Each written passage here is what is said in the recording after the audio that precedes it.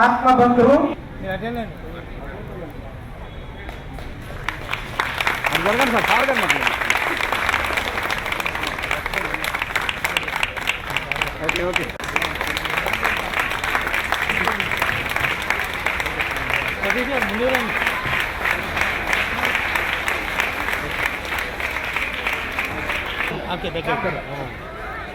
అట్లాగే బి తేజస్విని,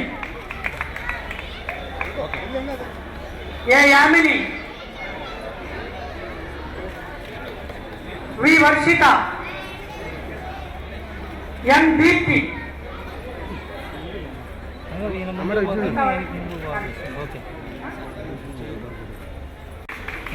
కొత్తగా రంగు శ్రీజ,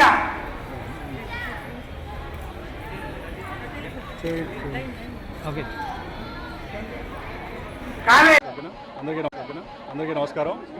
మొన్న వరదల బారిన పడినటువంటి నయా బజార్ ప్రాంగణాన్ని మొన్న 4 రోజుల క్రితం చూసాం. ఇక్కడ ఉన్నటువంటి ప్రతి సమస్య, ఇక్కడ విద్యార్థులు పడుతున్నటువంటి ప్రతి ఒక్క అవస్థని గుర్తించి వాళ్ళకు కావాల్సినటువంటి కార్యక్రమాలు చేయాలనే సంకల్పంతో ఈరోజు అంకురార్పణ చేశాం.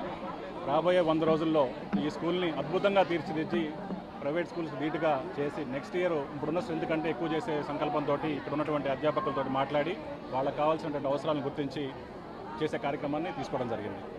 అదేవిధంగా ఖమ్మం పట్టణంలో ఉన్నటువంటి మిగతా 13 డివిజన్లు కాకుండా వరద బారిన పడుకున్నటువంటి ప్రతి ఒక్క స్కూల్ని బాగు చేసి పిల్లలకి గవర్నమెంట్ స్కూల్స్కి వెళ్తే మంచి ఫెసిలిటీస్ ఉంటాయన్న కాన్ఫిడెన్స్ క్రియేట్ చేసి వాళ్ళందరినీ కూడా గవర్నమెంట్ స్కూల్స్లోకి రావడానికి మోటివేట్ చేయాలన్న సంకల్పంతో పనిచేస్తున్నాం.